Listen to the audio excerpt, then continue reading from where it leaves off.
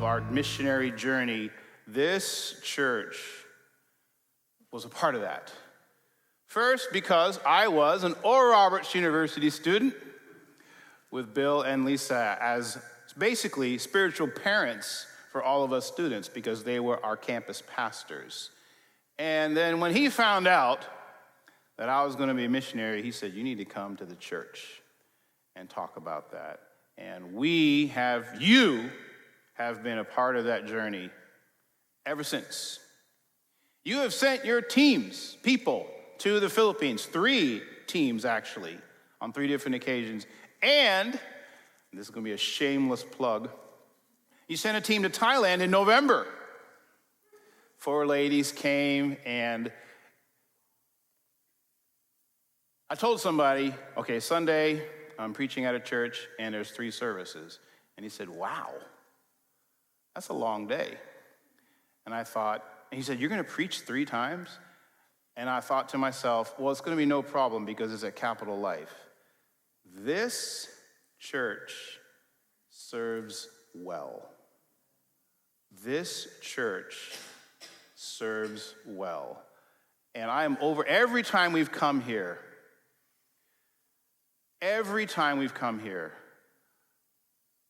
we are overwhelmed by how this church serves us so well. And for that,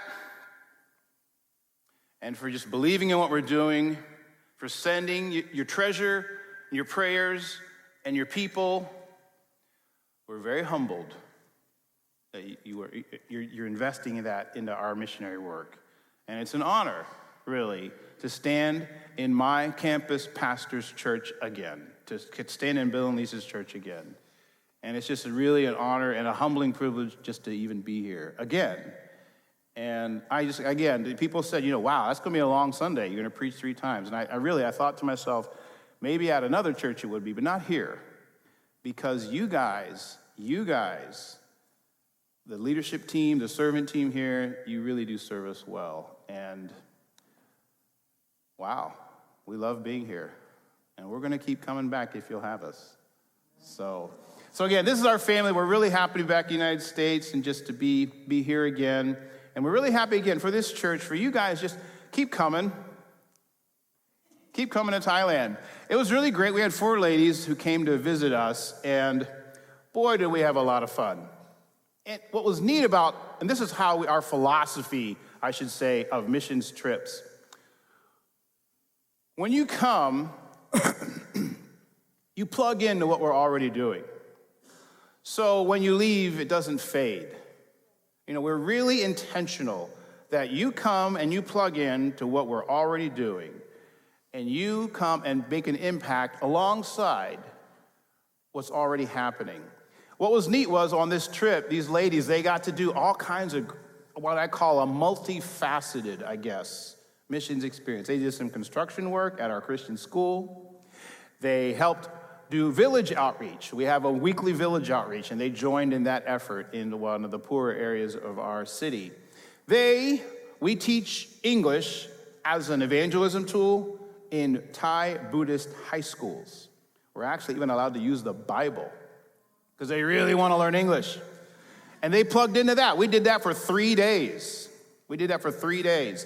They also joined my wife and the other missionary ladies with our weekly outreach to the bars, to the red light district, to the women in sex industry. It was, again, a very multifaceted trip. Plus, we had a lot of fun. I got to ride elephants, ate some good Thai food. So again, shameless plug. If you want to make an impact with us in Thailand, we would love to. I need to talk to Sasan and see about getting another trip organized, because we love teams. So, and again, as kind of like a ministry update, I guess you could say, this is kind of what's been going on in our lives. My wife, as Heather said, is the teaching at Chiang Rai International Christian School. This is a really unique school. Chiang Rai is the city where we live. The student body is about 200, 230, 70% reserved for servant families, 30% reserved for Thai families. The vision is they're going to minister to the servant families by giving them a Christian education international school option for servant families, but then also reach the nation of Thailand through Christian education. My wife has been serving there for 3 years, and my kids have been going there as well. She found out she is now the assistant principal of the elementary school. And she found out, and I think she's going to be the principal someday, and at least that's what they're grooming. It's interesting, though. She found out she was the assistant principal when the yearbook came out. Because there it was, Christine Anasco, assistant principal of elementary. So people say, they joke around, well, what was the pay raise with that? Actually, Chiang Rai International Christian School teachers are all missionary volunteers. So they are highly motivated. And honestly, we love that school. It has served as an anchor for our family in the nation of Thailand. And my daughter, the youngest one, just finished first grade. She could graduate from that school. So that means we could be there for 11 more years. And honestly, I wouldn't mind that at all. That's one of the beauties about that school. Another kind of neat thing about this school, it's a Christian school. It's very open about this Christian school. But again, that 30% is reserved for Thai families. So I am at the macro grocery store, and I'm in line, and a Thai lady that I know walks up to me. She runs a hotel. She's very affluent, always dressed nice car. She says to me, she's in line with me. She says, I really want to send my kids to your school.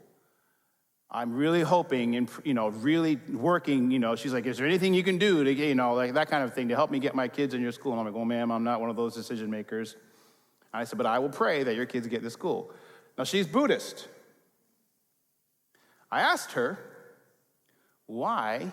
I said, CRIX, Chiang Rai International Christian School, CRIX is a Christian school. Why do you want to send your kids? You're Buddhist, I said. Are you Buddhist? She said, yes, I'm Buddhist. So why do you want to send your kids to a Christian school? And she said, because in this city, CRIX is the best school in the city. I thought that was really cool. That the best school, she said, this is a reputation of CRIX. You guys, it's a good education. The children have fun there. They're safe. And she said, in my opinion, it's the best school in the city for my children.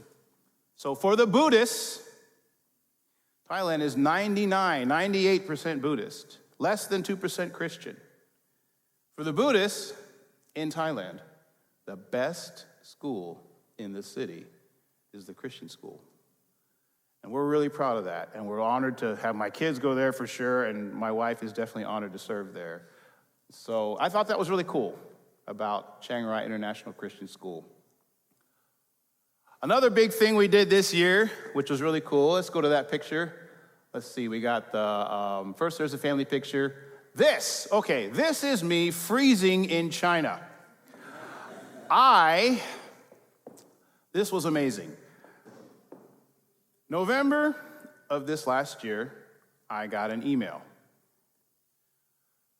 All the Go-To Nations Bible School teachers who were scheduled to go in December have all been compromised. The school starts in 4 weeks. We need teachers. Can you go?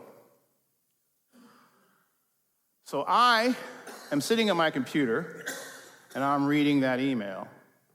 My first thought was to do this. Open up a new tab and go to expedia.com. Expedia.com and find out how much it costs to go make this trip. Now, this is a cool thing about living in Asia. China is about 3 or 4 hours away. So I'm sitting at my computer, I open the tab up, and I get ready to type Expedia.com, and I hear the Lord say, stop. And I was like, what do you mean stop? And he said, my first thought was to go practical. How much is it going to cost? I need to get a visa. Can we afford it? The Lord said, stop. He said, you're asking your wallet if it is your wallet's will to go to China. You're asking your checkbook, is it your will for me to go to China? He said, you need to ask me if it is my will for you to go to China. So he said, shut your computer and pray about it for 24 hours. Don't look at your money. Don't look at your finances. Don't look at your savings. Don't look and go right practical and figure out, well, how much is it going to cost? Is it $600 round trip? Is it only $300? What's my itineraries? How much does it cost to get a visa? I got to go to the big city next to us and go to the consulate. I was thinking all these practical thoughts, just thinking, how much is this going to cost? And the Lord said, stop all that. Stop asking your wallet if it's your wallet's will for you to go to China.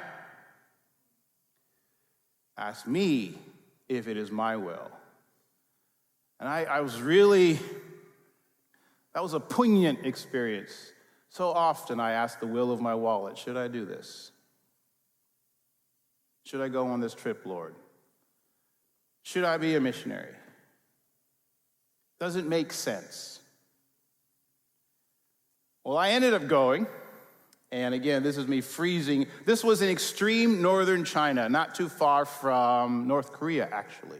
In fact, some of our Bible school students minister to North Korean defectors, which I thought was kind of cool.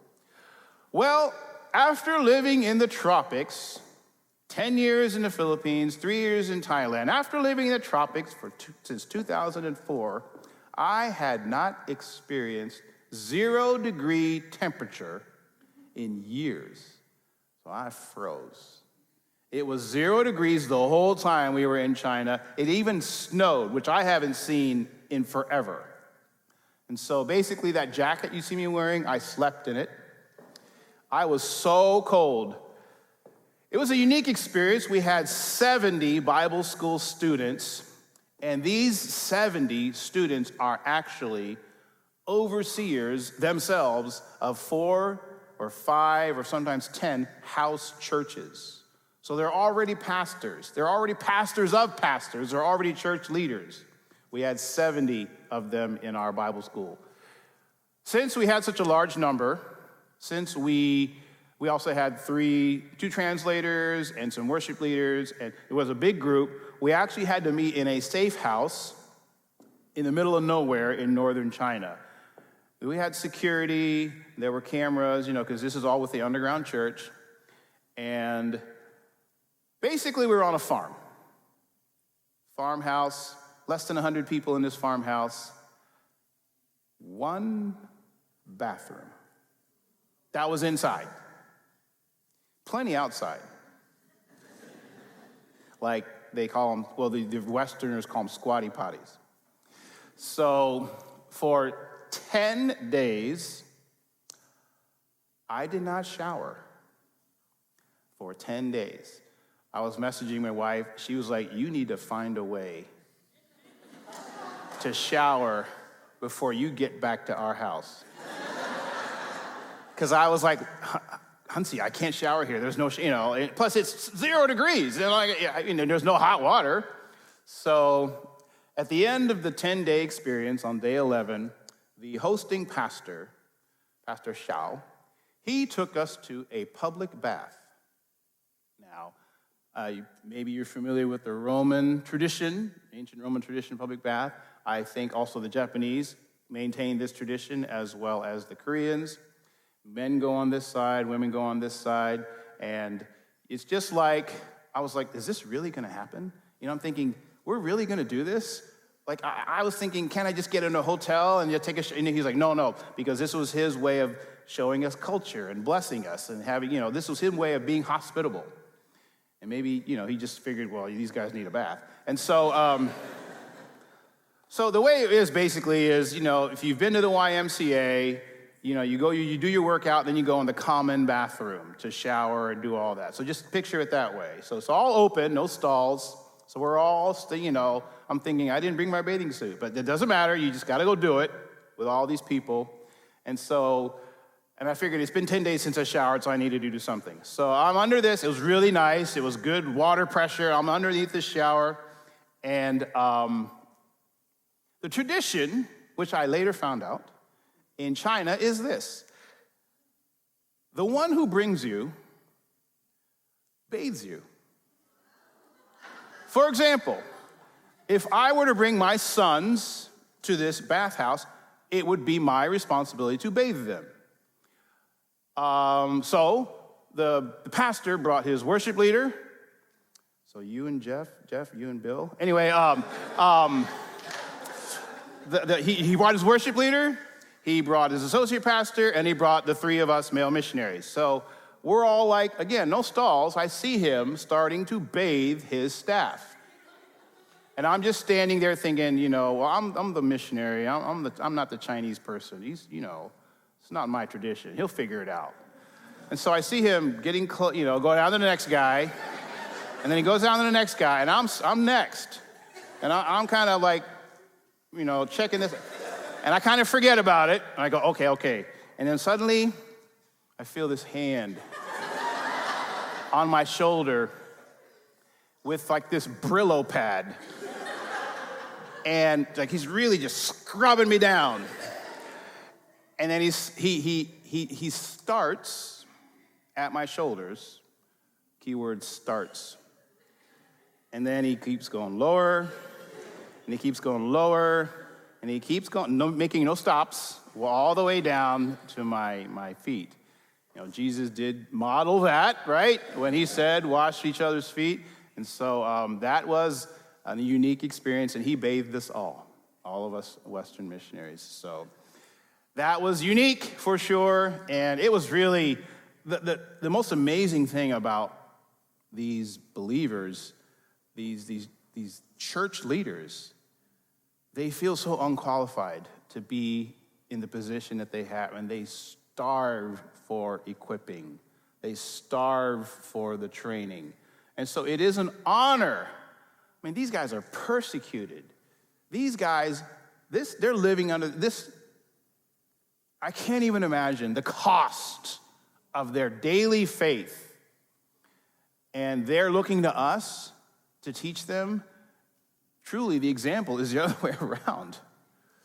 And so when we're there, they're constantly asking questions. They're constantly over meals. What about this? Tell me more about this. I want to learn more about this character Bible. Tell me more about this book. They're just constantly probing us. And then during class, when we're teaching, of course we have a translator, the questions and the interaction, it's really amazing. And so I want to keep going. I'm going to go again in the winter. I hope I can make at least one trip. And I'm not sure if we'll do the bath again, but I'm ready. I'm ready this time. But truly, that experience kind of encapsulates why I'm a missionary. To empower someone, to equip someone. My wife and I, we left for the mission field in 2004. And we actually went to our agency and said, we don't really feel called to a particular nation or a people group or like an orphanage. We really have now understood that we are called to people with a calling. They are our mission field. The national pastor. We have an internship. The intern who wants to be a future missionary. The street kid. My wife, Heather talked about, we had to leave the Philippines. You know why we left the Philippines? We trained ourselves out of a job. Everything we started got taken over by Filipinos. That's who we're called. That's why I'm a missionary. Empowering others is my favorite job. And she talked about our internship. We've been running an internship for 10 years, where people will come spend 3 months with us to then be launched out as future or as full-time missionaries, what I call career professional missionaries. 50% of our interns are on the mission field somewhere in the world. Not gonna be, not raising money, but they are. And that's wonderful. We want to reproduce what we are. We want to reproduce professional full-time missionaries. So that's our missionary. If you want to ask, what do we do on the mission field? What's your day like? What's your ministry like? What's your day by day? And the best way to kind of encapsulate that is to say, we empower others. That's what we do. We train ourselves out of a job. We train ourselves out of a job. Let's talk about this. Go to the help wanted slide. This is something that I have definitely had to learn on the mission field. What if you saw this want ad, either at whatever, monster.com, are they still around? Or some other website. Help wanted, immediate openings for international relief worker, AKA missionary, see the world, change the world, travel to exotic places, make an impact. Applicant must be a college graduate or have completed Bible school. Please note, the prospective candidate will be required to solicit salary pledges, as well as your own moving expenses. This process will take approximately 12 months, during which you and your family must live by faith. If interested in this exciting opportunity, contact us today. Let's go to the next slide.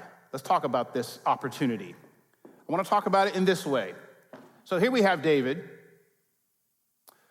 Something's happening. The Philistines are going to attack where he is. So what did David do? He inquired of God. He said, Lord, what's your will?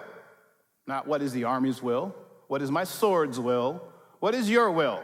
Lord, should I go and kick their butts? And God said, yes, go, and I will deliver them in your hands.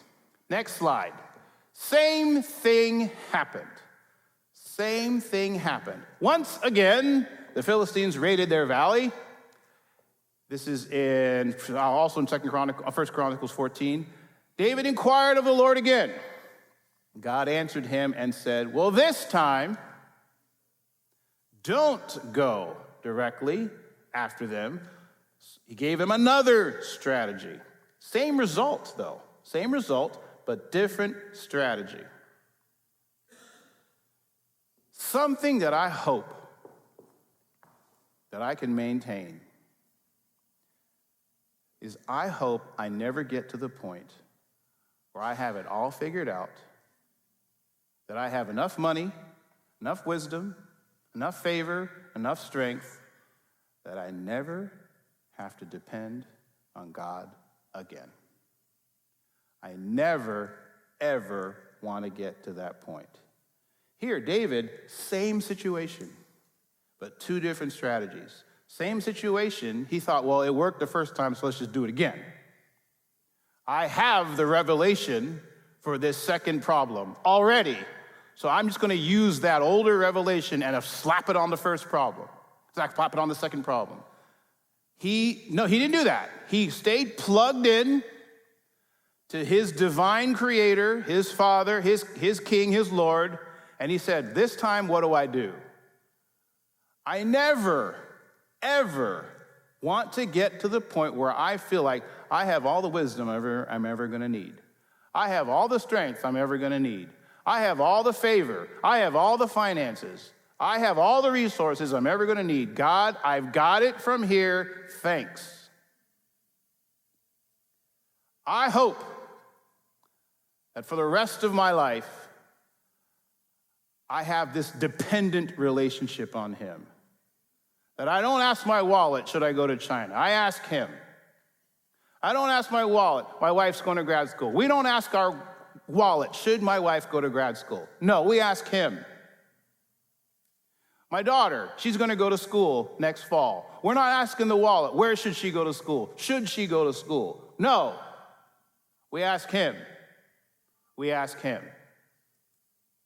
We ask him. I never want to be financially independent. I was listening to a radio commercial about that, about real estate and how you can become financially independent by flipping houses. I guess I should just say, I hope I'm always in a dependent relationship with my Father. I hope that is going to be my journey. And it certainly has up to this point. You know, I'm not living off a trust fund, and I didn't win the lottery back in 2004, and that's why we became missionaries. This journey certainly has increased our faith. This journey has really changed us. And maybe that was the point. I went to the Philippines. I went back to the Philippines. Go ahead and next slide. After having lived there for 10 years, I hadn't returned for 3 years. So I went back, and it was wonderful to eat all the Filipino food again and to see my home, where we lived, see how the changes. And I was thinking, did I change this town? Did I change it? When I came here in 2004, I was full of passion, full of zeal. I'm going to change this nation. I'm going to change this city. And I'm wandering around this city, back in my old haunts, back in my old places I used to eat, that kind of stuff. And I said, Lord, I don't know if I change this city, but this city has certainly changed me. Maybe that was the point. Maybe that was the point. Something I've definitely learned then is this. Next slide. The Lord is really more interested in you than what you do for him.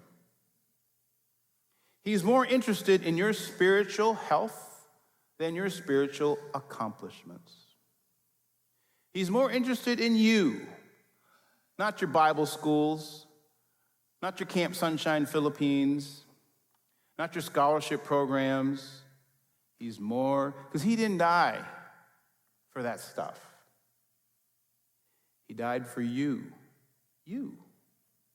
Just you. And he knows that if you are fully equipped, if you are spiritually strong, healthy, if you continually maintain a relationship of dependence with him, then you are going to do amazing things for him. Daniel 11:35 says, next slide, with those who, I'll just quote it, those who know their God will be strong and carry out great exploits for him. But first, you have to know him. First, you have to know him. And then you also have to know how he thinks about you. Who, Jesus once said to his disciples, who do men say I am? I feel like Christ is asking, well, you all have answered that question. Who do men say I am? We all answered the question. He is Lord of life. He is our Savior. He's the Christ. I think Jesus is also asking another question. Who do I say you are? People have come to us and said, I could never do what you do. I could never be a missionary. Or people have said, I'm always going to be this way. I think those are lies. Some people call them ungodly beliefs. Who do I, Christ is saying, say you are?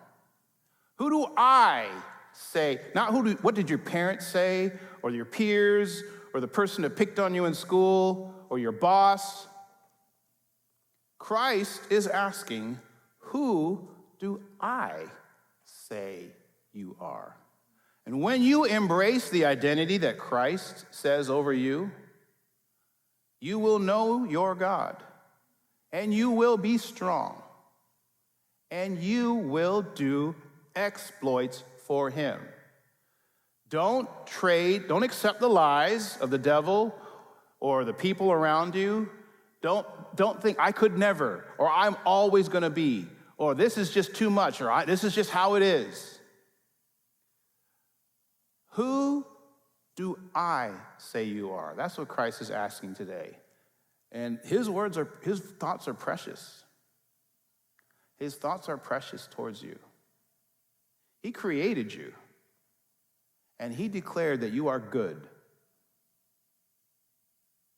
Who do I say you are? What identity does Christ give you? And again, when you know him, you will be strong. And then the exploits come. So I don't like this anymore. I could never. People, I guess no one's going to say that after service when we talk. People have come up to us. I've always wanted to be a missionary, but I could never. That's a lie. That is a lie. Trade those ungodly beliefs for what Christ says about you.